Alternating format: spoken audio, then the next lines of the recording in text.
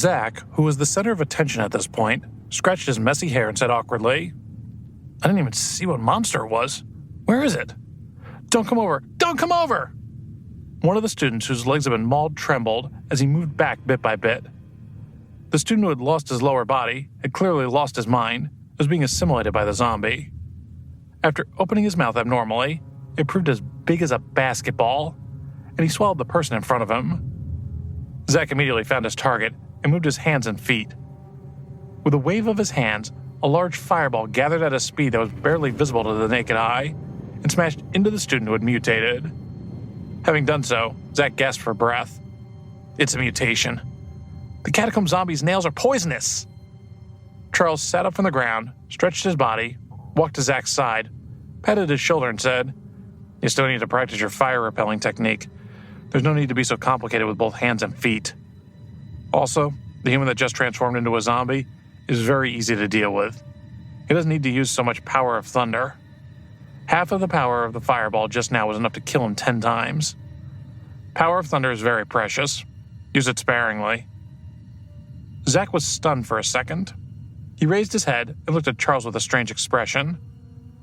As he spoke, Charles held his axe in his hand and stabbed the student whose head had been swallowed. In the blink of an eye, he took out the crystal core from the head of the zombie that had lost its lower half and quickly absorbed it. "What are you doing, Charles?" A classmate shouted at Charles. Charles acted as if he didn't hear them. He proceeded to smash the heads of those who had mutated and took out the respective crystal cores, absorbing each one. Although these crystal cores had only just taken shape due to the mutation, they were still richer than the energy of ordinary zombies. Doing so, Charles increased his own strength. The catacomb zombie that was hidden underground was so angry that it was about to vomit blood. Although his injuries had been healed, his strength was still greatly reduced. "Those students weren't dead yet, but you killed them. Charles, are you still human? Charles, do you know what you're doing?" A few livid students walked toward Charles. Charles raised his eyebrows and shouted, "They were poisoned. If we don't get rid of them as soon as possible, they'll only turn into monsters themselves." After that, he smiled coldly and asked, "Do you want to be eaten by them?" "How do you know that they'll turn into zombies? What if they could still be normal people?" "What if?" Charles glanced at the man before him and realized that it was Mitchell. Charles narrowed his eyes and said, "Tell me, if my axe lands on your head, will you not die?" Mitchell stepped back with a pale face. Then he said firmly, "I never thought that you, Charles, would be quite so evil. Can I say something?" Alice, who was in the corner with several other girls, had raised her voice. "I think Charles is thinking for everyone. I, for one, support him." Mitchell frowned and looked at Charles. Then he turned toward Alice. He thought it was strange that these two had come together just now. Now that she stood up to speak for Charles, Mitchell couldn't help but suspect that something was going on. "Ahem. You guys saw the mutation of that classmate just now?" said Zach. "I support him too." Now that Zach had said that, the students who had been complaining had nothing to say. Mitchell returned to the crowd angrily and looked at Charles. Charles stared right back. It seemed that this guy wouldn't stop until he killed him. Suddenly the ground parted, and another student was stabbed by the bloody hand. "I don't want to die! I don't want to turn into a zombie! Somebody help me, please!" Unfortunately, his begging didn't work. The others all avoided him. Charles lowered his axe and walked over to Zach's side. "Try to reduce the intensity of your fireball," he said. "Conserve your energy." Zach was stunned. When he saw his classmate running toward him, there was no longer any rationality in the poor boy's eyes, only madness. He nodded and thrust his hand forward. "There's no need to be so exaggerated. It's fine as long as you're concentrating. The reason why the fireball can appear is because of the power of thunder in your body. With just a thought, the fire will come." "Oh." Zach dropped the dramatic act. He reached out his hand, but didn't make any further movements. He simply muttered to himself, and a weak little flame was born in his palm. Charles shook his head helplessly. Sure, he had just awakened, but this lack of control was still really bad. It was like having one of the world's finest blades while lacking any form of sword technique. Too weak this time. Just a little bit stronger, man. The fireball suddenly increased in size. Too strong again. Charles shook his head. This kind of thing could hardly be taught. It was like muscle memory, as it related to any sport or repetitive action. Only practice could make perfect. Just as the fireball burst forth, Charles's expression changed. Zach, dodge, quick! It could only be said that it was fortunate that Zach didn't hesitate. If he'd hesitated for even a second, those needle-like nails would have taken Zach's life. Charles has sliced into the monster, and its hands were dripping with blood. Meanwhile, an intense fireball had condensed in front of Zach, and only now did it smash into the catacomb zombie. Whoa! Charles could feel the heat coming off the axe. He quickly pulled it out and backed away. The catacomb zombie howled and was swallowed by the exploding sea of fire. Be careful!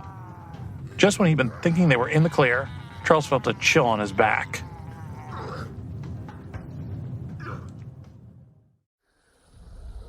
Charles turned around and saw a red light rushing toward him. Zach and Alice, who had warned Charles, felt their hearts jump into their throats. These bright red zombies clearly weren't ordinary zombies. They were even more insidious, and everyone's legs were trembling as a result. In his panic, Charles raised the axe in front of himself. Ding! He took 2 steps back and looked at the 5 holes that had appeared on the axe's head. Charles's hair stood up. Fortunately, he blocked the attack. If that had been his body, he would have died on the spot. She looks so familiar. Isn't it Samantha Timberlake? That's right. It is Samantha Timberlake. The trembling students at the side immediately recognized the original identity of this zombie. Charles naturally saw who it was, or had been, as well. Hey, Samantha. He hadn't expected that after being poisoned by the corpse poison, Samantha would actually turn into a medicinal mutated zombie as well. So, was this also the reason why this group of students was able to safely arrive here? Charles should have thought of this long ago. Samantha, I'm Kelsey O'Brien. Do you still remember me? As this female classmate spoke, she actually took 2 steps forward, trembling as she went. Kelsey, come back! A girl shouted, but didn't dare to take a step forward herself. You can't get through to her. Charles frowned slightly. This silly girl. Does she have a death wish or something? He only saw a red light flash across Samantha's features. Samantha stomped her foot, and droplets of blood flew everywhere. 5 blood-red marks appeared on Kelsey's body, leaking like broken faucets. This female classmate, Kelsey, had already died on the spot. Charles couldn't see her figure clearly. He only saw a flash of red light, like a gust of wind, and that was that. Charles, what should we do? Although Zach possessed great power, he was still afraid. After all, these monsters were all unknown to him. When anyone came into contact with something unknown, they would be scared. It was simply human nature. Charles ignored him. He was on guard, observing Samantha's movements while flipping over the burnt corpse of the catacomb zombie. Finally, he touched a hard object. That's it, he thought. The crystal core. It was still somewhat scalding, but Charles couldn't be bothered by a little pain. He tightly grabbed the crystal core in his hand, stood up, turned his head, and ran. As he sped off, he said, "What else can we do, man? Run!" The medicinal bloody corpses couldn't be defeated at the moment. If there was a way, he certainly didn't know what it might be. Even if Charles and Zach joined forces, they would only be ravaged. Charles could only rejoice that the classmate called Kelsey had just now jumped out to help him divert his hatred. Otherwise, he might have already been done for himself. He took another look at the tattoo on his hand. He did not know how long it would take for the lighting cadaver serpent to wake up, but he wished that thing would hurry. The other students had cried out in alarm and fled in all directions, blowing out of the supermarket like a wisp of smoke. However, could they really escape something so powerful? After 3 bursts of wind, a dozen or so students fell to the ground while wailing in pain. Blood flowed out from their wounds. The bloody corpse stopped its pursuit and pulled one person up. Its fingertips sliced through his soft body, flaying him on the spot. After that, it ate him alive. Turning back and witnessing this horror show, one boy could no longer control his bladder. He let out a petrified whimper and continued hobbling along, trailing yellow liquid. Such was his fear, he somehow made it up to the front in no time. Charles could understand his fear, and it wasn't unusual. He had seen this kind of thing many times. What he didn't understand was why a terrifying, extremely rare thing like a bloody corpse would appear in the school on the very first day. Could it be all because of the butterfly effect that he had caused? So many things about this timeline were different. This creature, for instance, must have already swallowed more than 100 zombies near the supermarket. This answered Charles's previous doubts. Zach's control of origin energy was obviously insufficient. It was impossible for him to eliminate the zombie tide here. Now, the problem was solved. No wonder these students had been able to come to the supermarket from the dormitory building.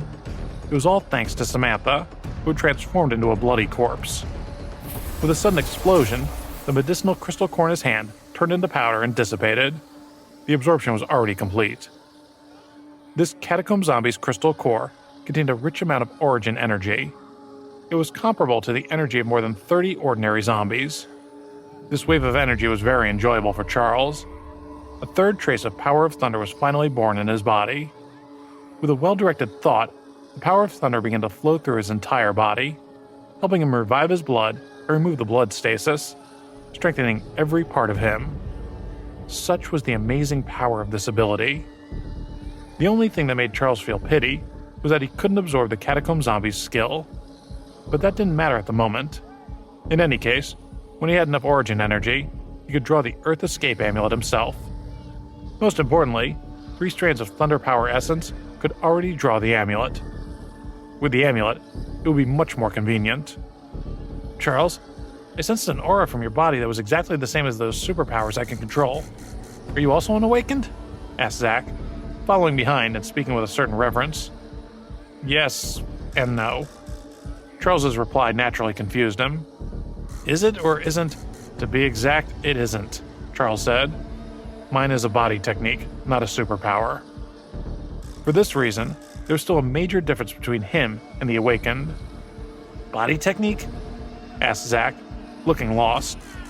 I'll explain it to you in detail later. Zach nodded and agreed. During this time, a few students ran away, but there were still some students following closely behind Zach and Charles.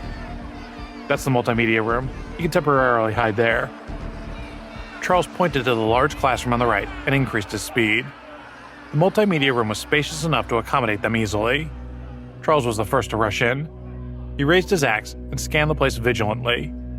After making sure nothing was wrong, he found a place to sit down. Originally, they were considered a large group. After being frightened by the bloody corpse, however, the group had been fractured, and now only 20 or so students remained. Charles was quite certain that this number would further dwindle. Zach followed Charles and sat down beside him. Charles, you sure know a lot about what's going on here. Alice, who had been chasing after him, nodded heavily. She had also observed as much. Only then did Charles notice that his female classmate was still alive. When he'd been running for his life just now, Charles had really used all of his strength. He really hadn't expected her to be able to keep up with him. She was tenacious, second only to Zach, who was already an awakened. Her vitality was something else. When the remaining students saw this, they all surrounded the two of them and sat down.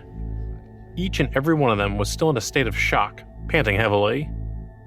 I've learned a few things, said Charles with a smile, but I still don't have any idea how this all started. You've been cultivating your powers, said Zach. Can you tell me about it? Charles shook his head and explained.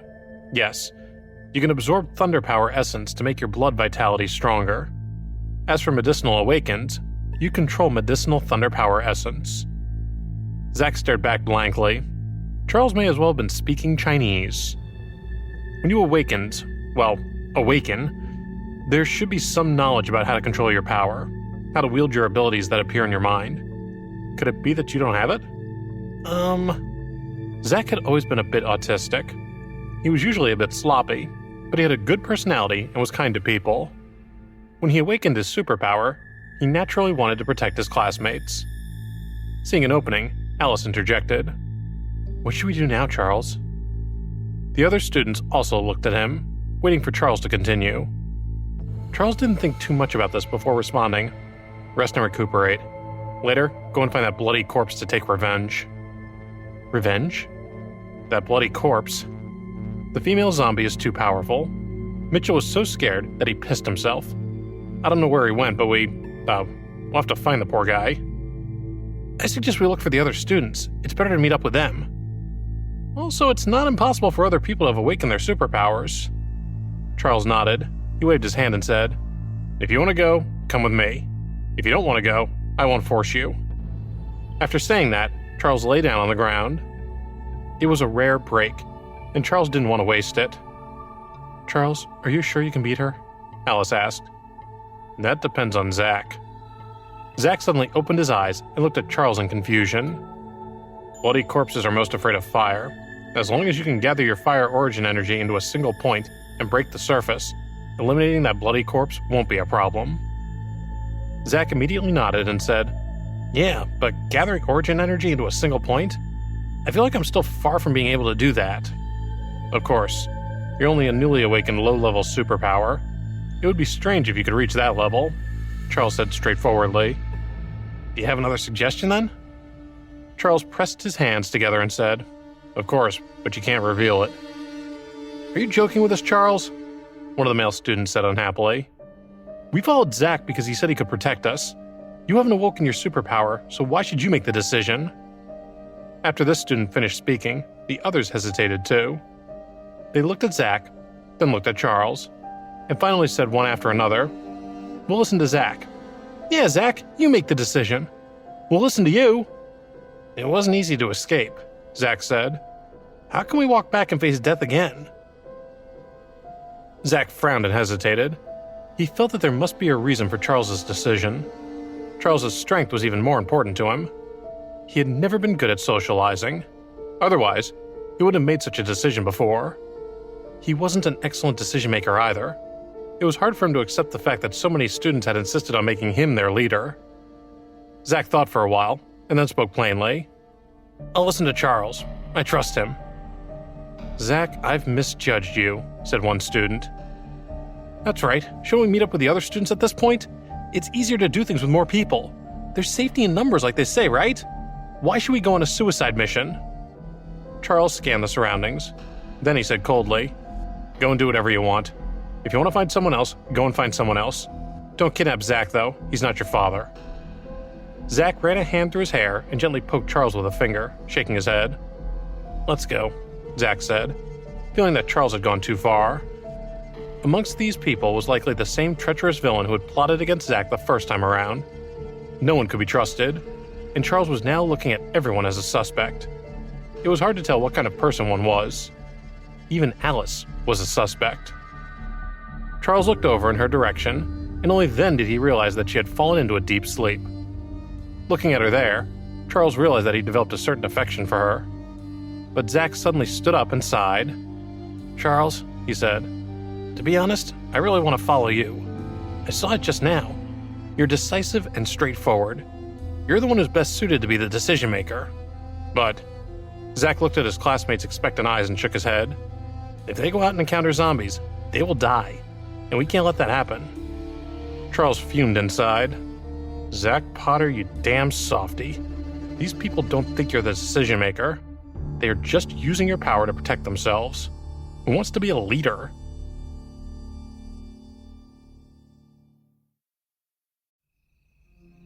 Zach just hadn't yet experienced how brutal people could be when things went south. However, he would run up against all of that soon enough. Charles had thought of Zach earlier because he wanted to pull Zach out of his miserable fate if he could. Otherwise, he wouldn't have said those words to Zach. However, Zach didn't share Charles's memories. He hadn't restarted his life. So, of course, his decisions weren't likely to change. He had no choice but to let Charles do as he pleased. He just hoped that he wouldn't run into that bloody corpse or white mamba. "Protecting yourself is more important," Charles said to Zach's back. "There are some things that you should do for your own good. If you don't protect yourself, you can't help others." As soon as Charles finished speaking, one student unhappily replied, "Charles, you don't care about anyone but yourself. You're cold-blooded and heartless. Don't try to corrupt Zach. He's kind and loyal, selfless. Even in times of crisis, he doesn't forget to help others." "Look at you again. You clearly have the strength, yet you insist on leading your classmates to their deaths." "That's right, Charles. I'm not talking about you. There are some things you can't do, right?" These people, each and every one of them, was annoying. Charles frowned. God, how he wanted to kill these people. Moral kidnapping was the biggest headache of them all. It was just like the preachy vegans. It wasn't enough to make their own odd decision. They had to ask others to alter their behavior accordingly. These people were already beyond salvation. There was no cure for the strain of stupidity that had infected them. They were so selfish, it was terrifying. Charles was furious when he thought about it. If you want to get lost, get lost. Don't bother me here, he replied. This didn't go over well. A ripple of discontent tore through the room. Let's rest for now, said Charles. If we don't recover our strength, how are we going to do anything? Looking up, though, Charles saw that they had all left, and he was the only one in the room, besides Alice, who had fallen asleep beside him. Previously, he hadn't had the time to really look at her, but now, he sure did. Under the moonlight, the young and innocent face carried traces of charm in its coldness. She looked gentle and otherworldly. No wonder this girl was considered the school beauty. Pity that she doesn't have a brain. Even as Charles had this thought, though, he knew he was only deflecting his feelings. Alice had always striven to develop her body and character. She was highly studious and regarded by many as very smart. Taking a deep breath, Charles no longer faced Alice's innocent face. He raised his head and looked at the ceiling. Now that he had absorbed the power of numerous zombies, he already had a third trace of power of thunder in his body. He could carve out a few more extract amulets. This time, Charles directly chose the storage amulet. Although the storage amulet didn't have a direct effect on the increase in combat strength, the effect of being able to store resources was really too important in this dark new world. With this storage space that he could carry around with him, he would save a lot of trouble. He could also immediately head to Cambridge to save his sister. Extract amulets were formed from power of thunder. After the essence bloods were drawn, they would be hidden in the air between the heavens and the earth. As long as Charles wanted to, no matter where he went, he could always draw on the power of any amulet he saw fit. Of course, the prerequisite was that his essence bloods were sufficient. Fortunately, as a power artist, he was able to maintain his vitality. Speaking of power artists' cultivation, although they also relied on medicinal thunder power essence, they were still slightly different from medicinal awakens. Charles had already memorized the training of warriors as well. It was impossible for him to forget about it. After all, in his previous life, he had embarked on the path of a warrior, which made him a warrior still. In his previous life, how would ordinary people who couldn't awaken hope to protect themselves? Could it be that they deserved to be eaten by medicinal zombies and insects? Bullied by powerhouses? How was that possible? From the moment the first person attempted to draw the thunder power essence of heaven and earth into his corpus, the strengthening of the human body wouldn't stop. That was a cry that came from the unwillingness of the weak. That was why an evolved warrior had come to exist. If it wasn't for the experience from his previous life, Charles's process wouldn't have been so smooth. There were countless people who died because they couldn't find the meridians in their bodies and were killed by the power of thunder. It was incredibly difficult to harness, highly unstable, and very dangerous. The Awakens relied upon the cultivation of knowledge, including the control of thunder power essence. As for the super-evolved warriors, though, they could only rely on their own senses to explore the unknown mysteries.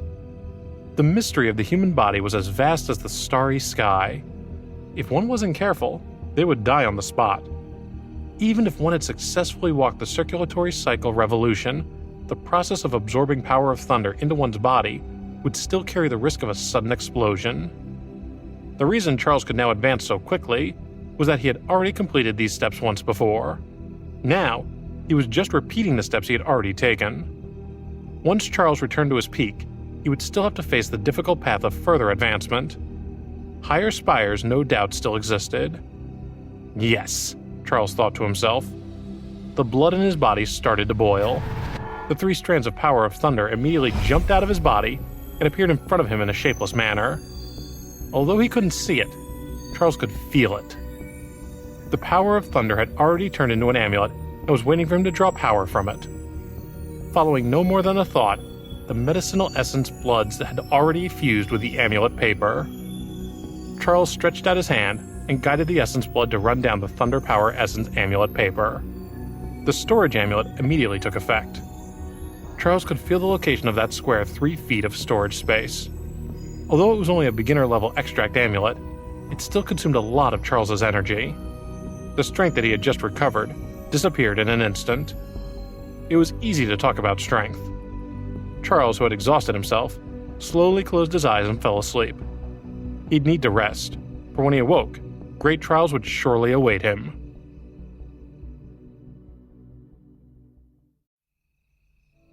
After experiencing the flames of war for 10 years, how could Charles, who had abundant combat experience in life and death, be eaten by a few small zombies?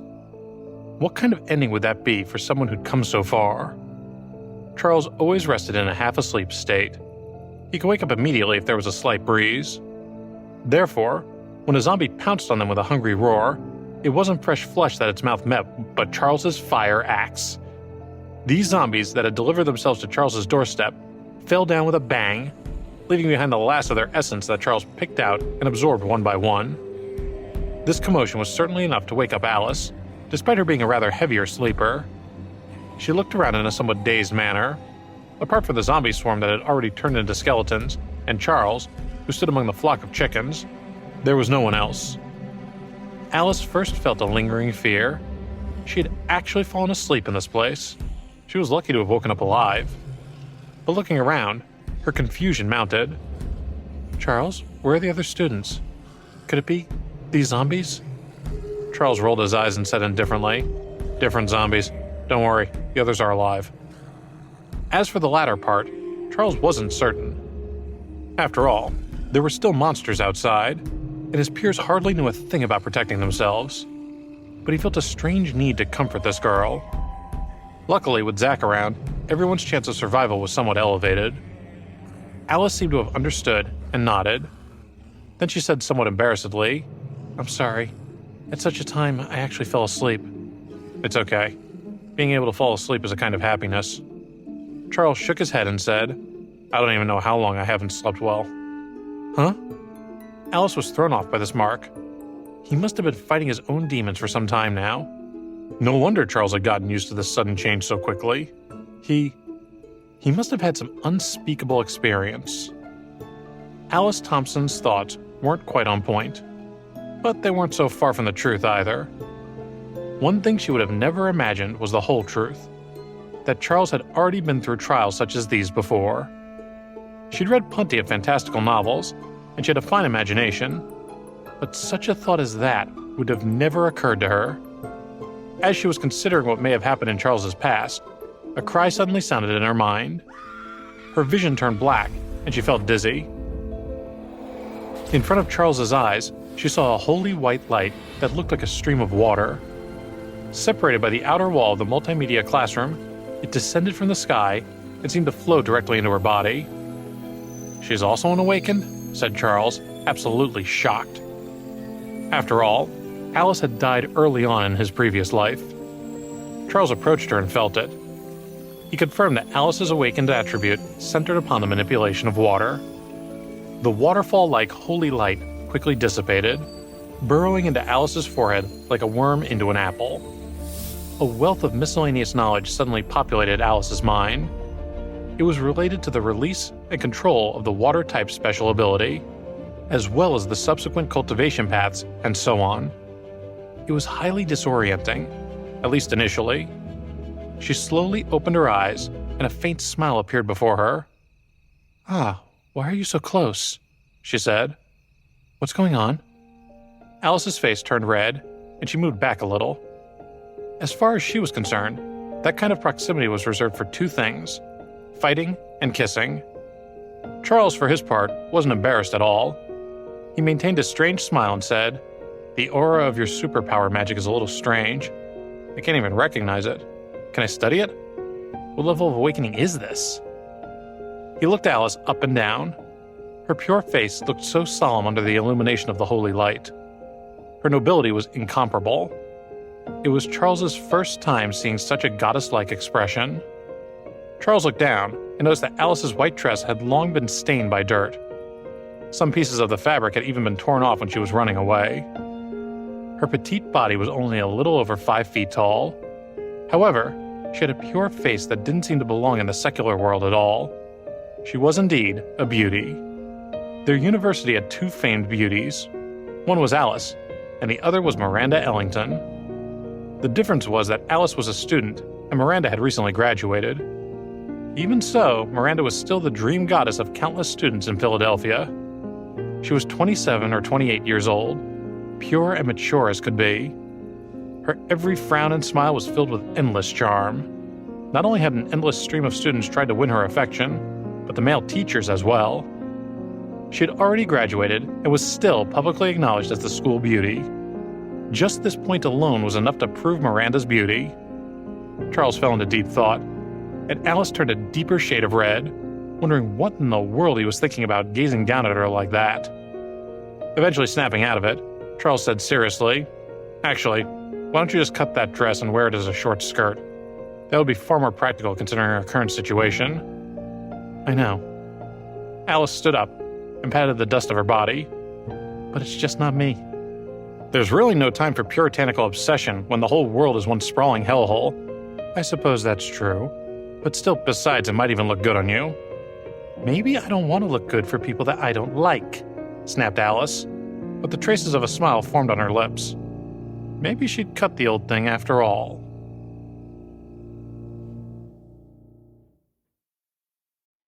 "No." Alice panicked and quickly explained. "It's not like I don't like you, Charles. I'm just saying, in general, you know? I know you're a good person, but there are always people who look at me and make me uncomfortable. I hate them." Charles suddenly understood. No wonder this girl was inconspicuous. Actually, despite her popularity, she hated being noticed by others. She was surprisingly introverted for a borderline celebrity. Perhaps when she was in middle school, pubescent male students had made life difficult for her. Perhaps she'd been unable to blend into the circle of girls, who rejected her because they were jealous and spiteful. That was likely why she tried her best to be inconspicuous throughout their university days. Charles, who had come to understand all of this, waved his hand. He said generously, "Don't worry, there won't be any eyes that make you uncomfortable in the future." As he spoke, Charles shook the axe in his hand, which was still dripping blood. "If anyone ends up being a problem, I'll cut him down for you." It was entirely clear where the joke ended and the reality of this statement began. Alice was stunned on the spot, and an unprecedented feeling blossomed, causing her body to involuntarily tremble. Charles was surprisingly domineering. "You're beautiful whether you try to hide it or not. Be it your temperament or your figure, you're one of the most amazing women I've ever met. I wasn't trying to care about anyone in this new world, but I do care about you. I want you to stay by my side." It's the end of the world, thought Alice. There isn't any time to talk about love. Yet he's a normal man. He's 20 years old and full of vigor. He naturally has the physiological needs of a man. Charles was suddenly overwhelmed by the prospect of being with this woman. Alice was perfect in every respect. She was pure and beautiful, charming and sexy, the ideal woman. In the past, he hadn't had a chance, but now, why not? It's up to you, though, of course. I wouldn't force you to do anything you don't want to do. Alice was furious. Was this man thinking straight? Of course it was up to her, right? He was confident, but far from Prince Charming. Charles flipped through the zombie group and pulled up a coat that was still stained with blood. He passed it to Alice and said, "Put it on. Your clothes are thin, and you just woke up. Your immunity is currently low. We don't want you to catch a cold today." "It's okay. I'm also an awakens now. I don't need you taking care of me." Alice shook her head repeatedly to indicate that she was fine. In fact, she was in high spirits. Furthermore, the knowledge in her head demanded a thorough review. "Fine, do some self-training, and after you finish going over everything, go and kill the corpse." "I know exactly what to do," said Alice. Charles was already a little anxious in his heart. 2 hours had passed. He had only gathered 3 strands of power of thunder, and that medicinal bloody corpse had probably absorbed quite a bit of energy again. The terrifying aspect of medicinal bloody corpses was right here. She belonged to the cadaver race, which had grown extremely quickly in the early stages. If other members of the cadaver race or worm clan monsters wanted to become stronger, even if they wanted to devour their own kind and human essence, there was still a process involved in digesting it. However, a bloody corpse was different. Not only could they absorb human essence bloods, zombies, and worm clans' flesh to increase their strength, but their digestion speed was also extremely fast.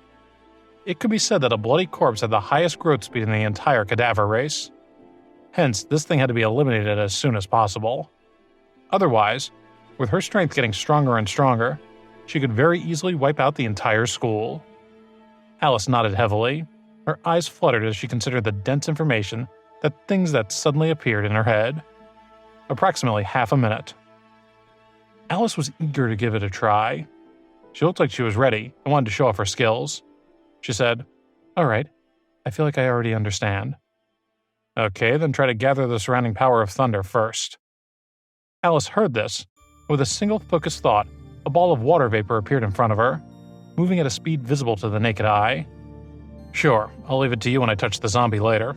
Try out the basic attack methods like ice spikes and ice blades." Charles was still as calm as usual on the surface. However, having told Alice how he felt, his spirits were a bit higher than usual. He'd put his cards on the table. Leave it to me." Alice patted her chest with mock confidence. Inside, she actually felt a little guilty about not being able to help Charles before. Previously, when Charles repeatedly killed zombie after zombie, she had only stood there behind him, anxious and afraid. She wanted to help, but was afraid that she would drag Charles down. The dynamic had now shifted, however. Not only was she poised to go on the offensive, but she now proved more powerful than Charles himself. Now that she had become an awakened, she couldn't hide the joy in her heart. At the very least, she would no longer be a burden behind Charles. Each giddy for a different reason, the two of them snuck out of the multimedia room. The campus was empty and eerily silent. Unfortunately, they couldn't find a target for Alice to practice on. "Where are those medicinal zombies?" asked Alice, following closely behind Charles, a force of habit. "There were a bunch before." "They must have been attracted to a sound or something. Let's not worry about that for now. Let's see if that bloody corpse is still in the supermarket." The two of them quickly walked to the corner where the car was previously hidden. Charles called out the storage space and waved his hand, putting away the food and water in the Hummer. "Spatial ability? Charles, are you an awakened too?" Alice was surprised. "No, it's not like that." "Oh. Then what is it?" "A secret." "Oh. Can I share your secret?" "No, not yet anyway." Alice smiled. The supermarket was right in front of them, but as they drew nearer, it became clear that the place had been reduced to ruins. Still leading, Charles continued forward. "Must have been the bloody corpse," he said. "The dust is still flying. They couldn't have gotten far. Let's look for it." Blood. The smell was faint, but he could already smell it. "Ah!" someone shouted. "Help! Save me, please!" "No!" cried another. "Ghost!" There were several people. They heard intermittent screams ahead of them. Charles quickened his pace and ran toward the source of the sound. When he passed through the woods and stepped foot on the field, his vision suddenly became clear. Although the sky was still very dark, his eyes had adjusted, and a freakish sight greeted him. It was the bloody corpse. There were also numerous students who had been tortured by her, a gruesome scene. There were already at least 10 skeletons that had been placed on the field in various positions, a slick red forest of their own. The remaining 7 or 8 students were wailing, but the ones that tried to flee would suddenly be attacked.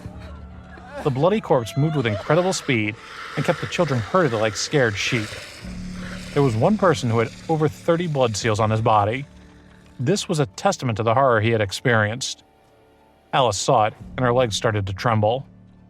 Charles could feel this, and he gently placed his hand on her shoulder. Alice raised her head and looked at Charles's calm gaze. Having done so, a sense of security suddenly assaulted her. The fear scattered as if to never return. There was no need for her to be afraid. Not anymore. "You haven't practiced your hand yet, but I know you can do this," said Charles. "We don't exactly have a choice," he added. Said Alice, nodding her head. "Now or never," she whispered.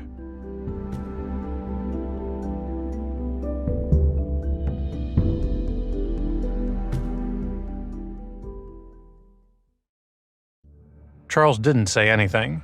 He just rushed forward. Alice shouted to encourage herself and followed closely behind. For the first time in her life, she understood the purpose of a battle cry. "It's Charles!" cried one of the students. "Charles! Quick, save me, please!" Amongst those trapped, there were a few students who had previously been in the multimedia room. Now that they saw Charles, they began to cry. They were screaming for help. The bloody corpse heard Charles's angry roar. "Hee hee hee hee." She stopped moving and pointed her long nails at Charles.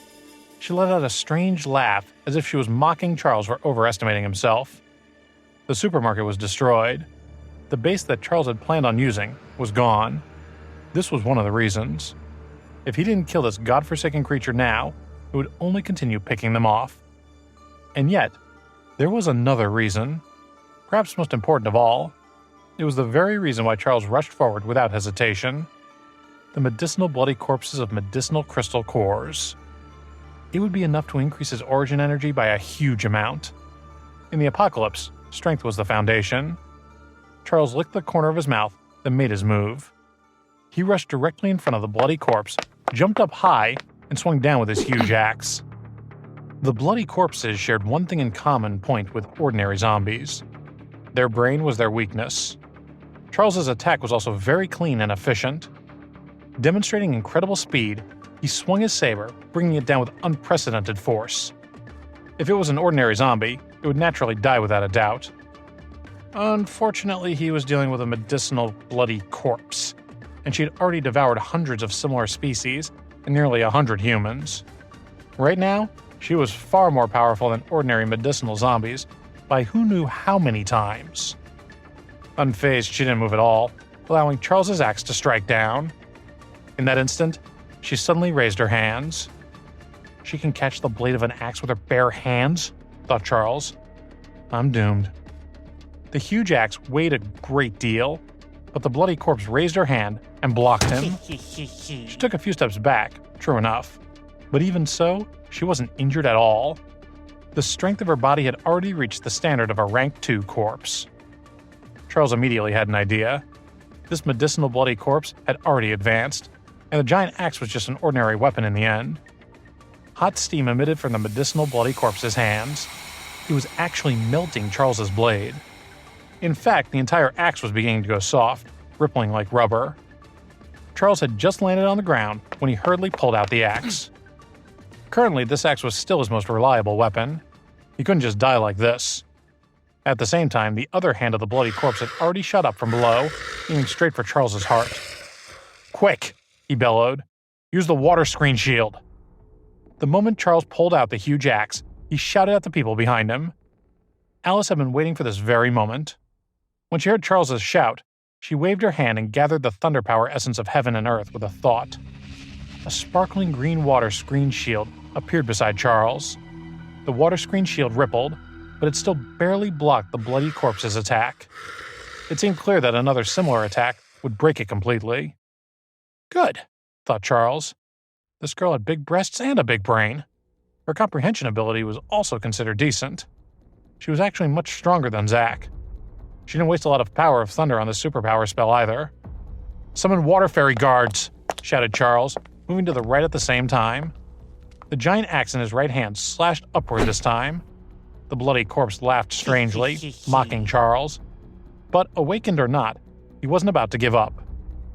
She pressed her hands down with disdain, wanting to completely destroy Charles's weapon. Charles's combat experience was very rich. Of course, he'd known that this move might not be useful.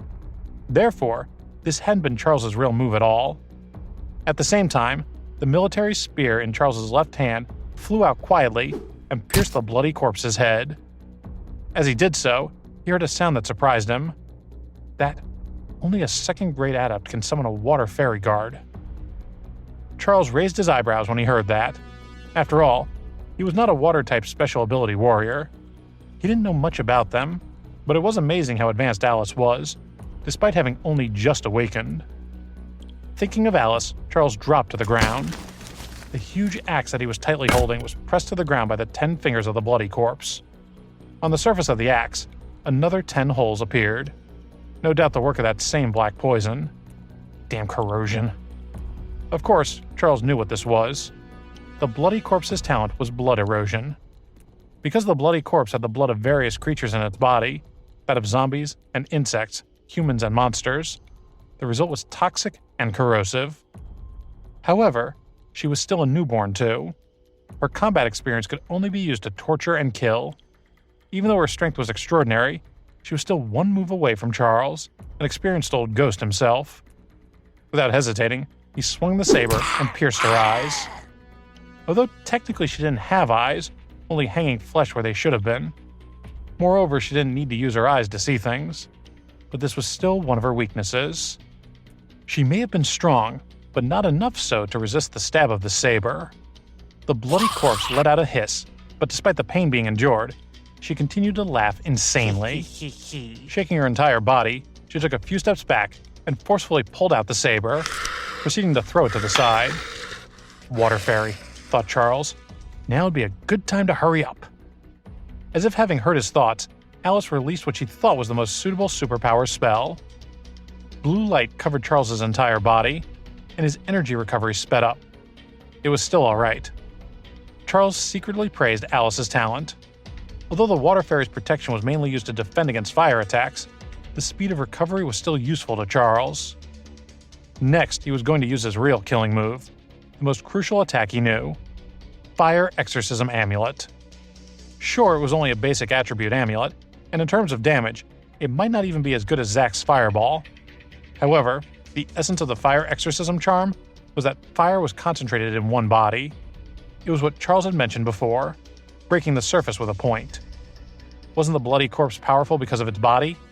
Well, all bodies could be broken, and it was time to teach this thing a lesson about fallibility. He spat out a mouthful of medicinal essence bloods. The medicinal extract amulets appeared in the air at the same time, absorbing the medicinal essence bloods. As Charles waved his finger, the medicinal essence bloods began to spread across the medicinal extract amulets. In an instant, the amulet was formed.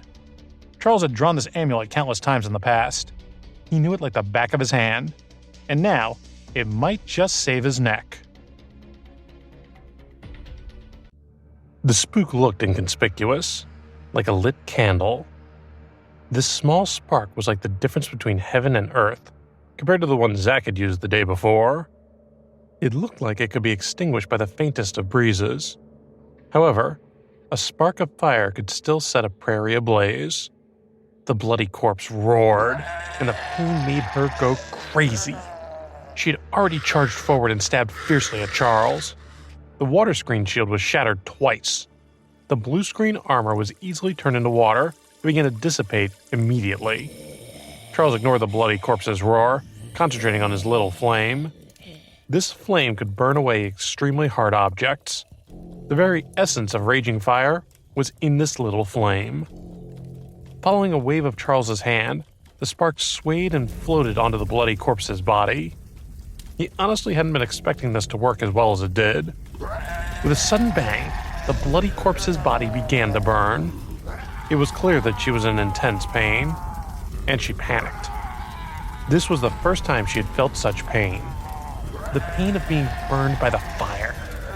She howled, madly pounding her body, but it was useless. It didn't matter how she struggled. It was all in vain. The essence fire couldn't be extinguished so easily. There was nothing that this monster could do. So she ran away, howling like crazy. Her blood-red figure darted off, trailing licking flames. Upon entering the nearby forest, she began to roll around crazily. There was moisture in the forest, and she felt that it might save her life. However, she was wrong. She only set the forest ablaze, and the fire grew bigger in the blink of an eye. She let out a final, powerless cry and collapsed. A student stared at the scene in front of him with a dumbfounded expression. He was still having a difficult time adjusting to this new hellscape. Is it dead? He asked. The scene had unfolded too quickly, and besides, this person didn't even know what was going on when he saw that terrifying entity catch fire and run away, screaming like a banshee. Charles glanced at the person who walked over. This student had 2 bloody marks on his body, and blood was still seeping out from them. However, compared to the others, he was still in pretty good shape. No, the others hadn't been as lucky as this student. Each and every one of them had long since died on the spot due to excessive blood loss. The good news was that the bloody corpse wouldn't be able to survive no matter what. After all, her entire body was burning, not just an isolated part of it. Naturally, this included her weakness as well. When her brain had burnt up, she'd be no more. "Should we go over there and scope out the situation?" said Alice, already starting to venture forward. To be able to say something like, Charles couldn't help but secretly give her a thumbs up. She'd certainly gotten braver fast. However, in the post-apocalyptic era, many people failed to understand the importance of caution until it was too late. But now he felt that she was right. "You dare to enter the fire?" he said. Alice shrugged and said, "I'm not concerned." Charles smiled. He was amused by this little girl. "I have to say, you are very talented in combat." "Really?" Alice's small face revealed a smile. "But don't be proud. Although you have talent, you're still far from reaching your true potential. You don't have nearly enough combat experience. You have to take it slow." The student, who was still bleeding on the side, interrupted. Charles? Alice? Do the two of you... Well, do you have the ability to treat injuries?" "Oh, classmate, I forgot about you." Charles looked back at him and said calmly, "The water-type's special ability should have a healing spell, right?" If I remember correctly, Alice was mentally reading her special magic knowledge again. A few seconds later, she nodded and said, "Yes, the water of life has healing effects." Following Alice's command, a blue light slid down from the student's head. At the wound, a layer of blue weapons could be seen surrounding it. A pile of black gas flew out from the wound. Wow, it also had the effect of removing the poison. It wasn't only him. All the other students who were still breathing were also covered in blue light. "What a waste," thought Charles, shaking his head. Healing one person was enough. Treating so many people at once, though? The consumption of Alice's energy was massive. At present, she had just awakened. This was truly pushing her limits, and Charles didn't like it. However, this was Alice's own choice. Charles couldn't stop her. Moreover, he wouldn't say that Alice would be injured or anything. He didn't interrupt her in any way. She'll simply have to learn by herself. She was the same as Zach. She had just awakened, and the end of the world had just arrived. Neither of them had a deep understanding of how dark people's hearts could really be. Otherwise, they wouldn't have wasted so much effort saving these strangers. There would always be a chance for them to witness the darkness of the human heart. At that time, it would be fortunate if they didn't lose their lives. Charles noted that the flames in the forest before him had already started to die down. After all, it was a small forest. There were no towering trees, so the fire's fuel was limited. However, it was still very hot over there. They couldn't get close for a while, so they remained at a distance, waiting. The bloody corpse's crystal core. Charles practically licked his lips. Meanwhile, Alice continued to help the others, and their gratitude almost made Charles smile. "Ah, I'm not dead? I'm still alive!" These students' bodies also recovered very quickly. Seeing Alice's miracle work, each and every one of them came over excited as could be. "That's great! Alice, you're also unawakened? You're a straight-up superhero! You have to protect us. Our lives are in your hands." Yeah, as powerful as you are, you have to take responsibility." Their words made Charles very uncomfortable. He frowned slightly and replied, "She's not your mother. She has no obligation to protect you. She's already lost a lot of energy by saving you." "Charles, what are you talking about? You were the one who treated your classmates in the multimedia room." "Haha, I was right about you, Charles. You are a cold-blooded devil." "Charles, who the hell are you to talk? It was Alice who destroyed that zombie and saved everyone. Besides, we're all classmates. Those who are capable of helping others have no ability. Isn't that normal?" Although Charles's axe was full of holes and wasn't very sharp, it was still enough to cut these soft soles. "If you don't want to follow, then follow. I think she's still willing to protect you children within the limits of her ability." He waved his giant axe around, again the source of everyone's ire. One day, perhaps, he'd learn to trust others. Today, however, wasn't that day.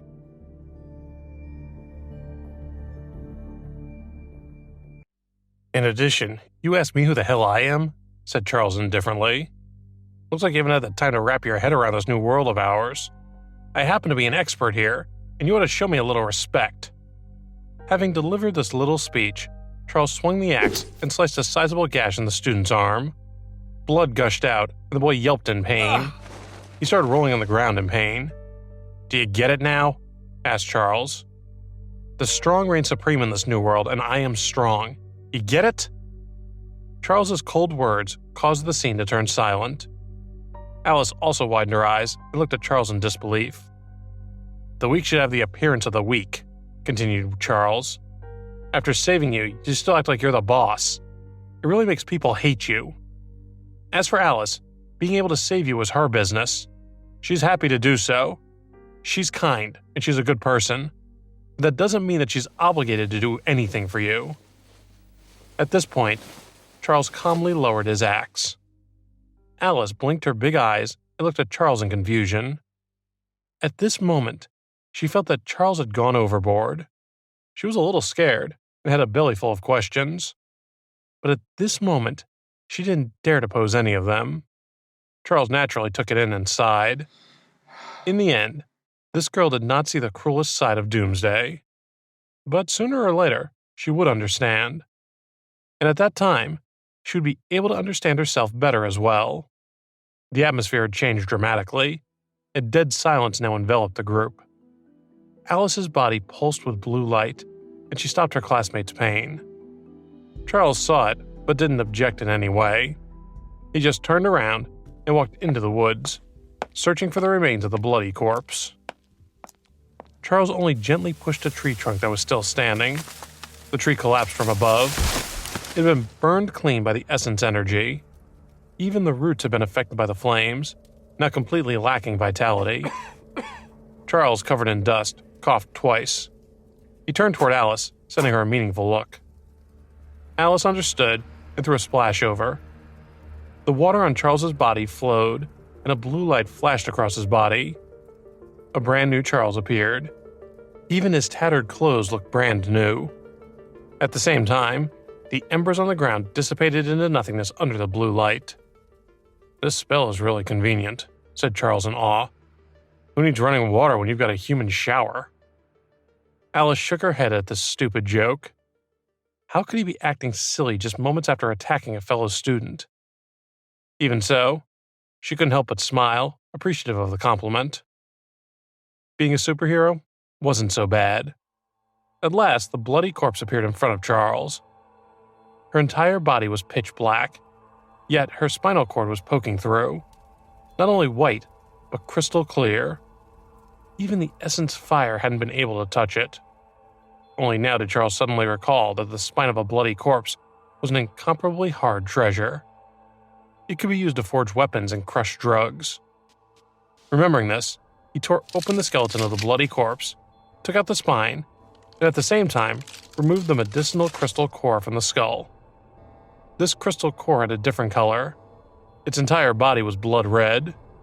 Compared to the usual light-colored crystal cores, the color of this one was much richer. What is this?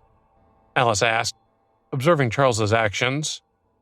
She had seen him collecting things from the dead before, but now her curiosity had become overwhelming. Crystal core, bloody corpse's spine. They're treasures. Treasures? That's right. Booty, swag, spoils. You know. Charles thought for a moment and decided to explain further, walking over. Crystal core. Whether it's the cadaver race or the worm clan, after death, all the power of thunder, blood energy, and poison in one's body will be fused into a single crystal core. Oh, then what can it do? It can be used. At the same time, he started to absorb the crystal core into his body. Can I try it? Charles shook his head decisively and said, You can't bear the poison, Alice. I've never met anyone else who dares to take down crystal cores raw. However, there is a way for you to still absorb it. Find someone who's good at metal, space, death, or light. They can get rid of the impurities in the crystal core so that anyone can absorb it. Providing this overview, Charles was a bit proud of himself, but he did his best not to show it. Whether it was the crystal core of the zombie race or the crystal core of a worm clan entity, it contained not only power of thunder and essence bloods, but their own poison, murderous aura, corpse energy, and all kinds of other things. The reason Charles dared to eat them raw was his greatest secret. That technique he practiced, the one contained in the nameless ancient book, could perfectly banish the harmful corpse energy and other toxins, allowing him to absorb the essence alone. That nameless ancient book could be said to be a true divine artifact. He had only learned a small portion of what it had to offer, but he had already surpassed ordinary superpowered people by a lot. One had to know that the extract amulets drawn could contain any attribute. If he finished learning the entire book, Charles was sure that no one could stop him. Yet, the ancient book wasn't with him at the moment.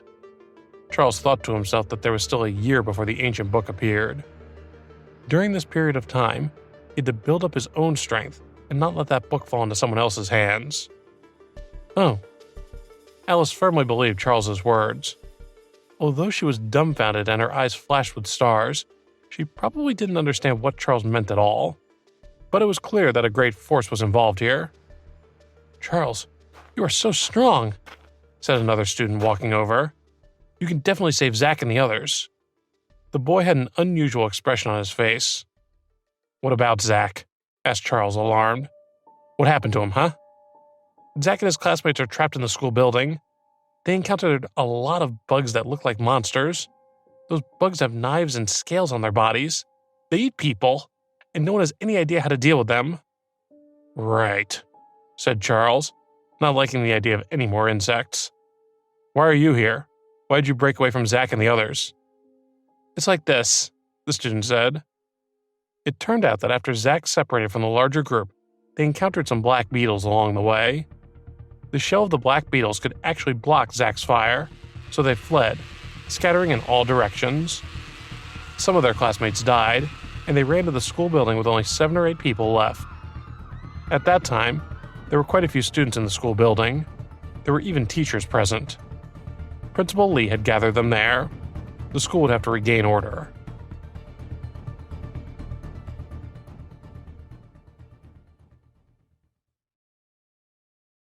A gloomy expression flashed across Charles's face. He didn't have great memories of Principal Lee. In his previous life, when the end of the world came, he was the one who gathered his classmates. However, no one would have thought that this beast-faced guy would always ask his kind classmates to block the insects and zombies for him whenever danger presented. "I'm the most important person in the school right now," he'd said. "Everyone must do their best to protect me. After all, as the principal, I have to maintain order. Let me lead everyone, and we will overcome this crisis. I believe that as long as we unite, we'll be able to overcome the difficulties and see a brighter tomorrow." This fellow's words were all fake, of course. There wasn't a thing he wouldn't promise if he thought it might help him. And there wasn't a promise that he wouldn't break either. The key is that many people really believed him, and presumably did on this timeline too. Each and every one of them loyally protected him. In the end, they even allowed this scumbag to survive.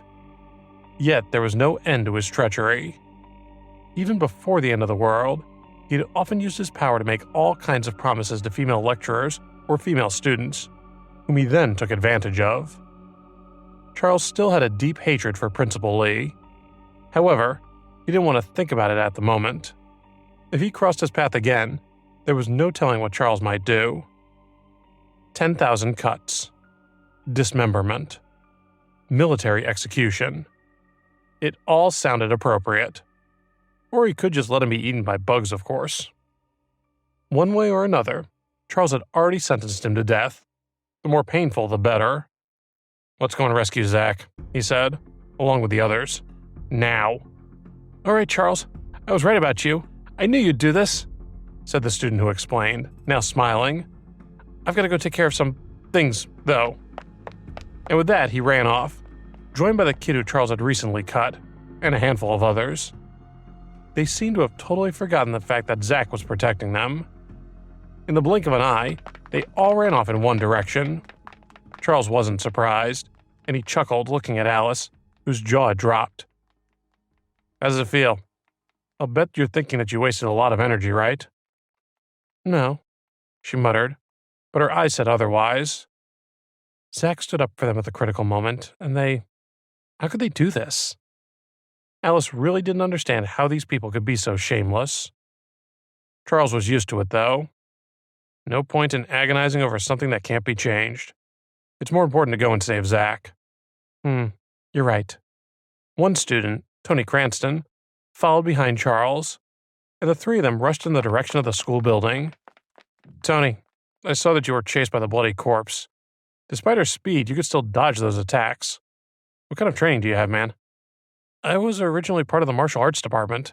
I was at the 4th stage of the judo path. Charles didn't have a deep impression of Tony. In fact, if he hadn't introduced himself, he would have forgotten that he even existed. After all, it had been 10 years since he last met Tony. What he could still remember was that something special seemed to be buried deep within that boy. The three of them weren't far from the school building when they saw a few black beetles lingering near the entrance of the facility. Those black beetles had black scales on their bodies. They looked extremely tough. There were more than 10 claws under their feet. Their mouths were like chrysanthemums, and given their size, they were truly the stuff of nightmares. I know they look bad, said Charles, but at least they're not monster centipedes. Those guys are really a bummer. He'd been trying to lighten the mood, but his peers didn't look amused. These are black beetles, he said. The low-level engineers of the worm clan are the most common, but even so, they're not easily killed. Those shells are as hard as titanium alloy. Only by attacking their mouths will we have a chance. So that's how it is, said Tony. How do you know all of this anyway? I'll explain that later. If we survive, of course. Tony nodded and said, No wonder Zach's magic was useless. He released a huge fireball, but didn't have any effect on them. Charles understood.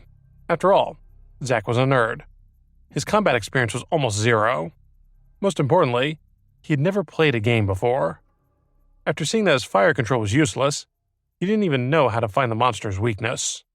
He just ran away with the others. Charles wasn't exactly surprised. Zach didn't seem to be particularly smart, or brave for that matter. Listen to me. I'll charge forward and attract the attention of these monsters. Alice, give me a shield to prevent the venom from sticking to me.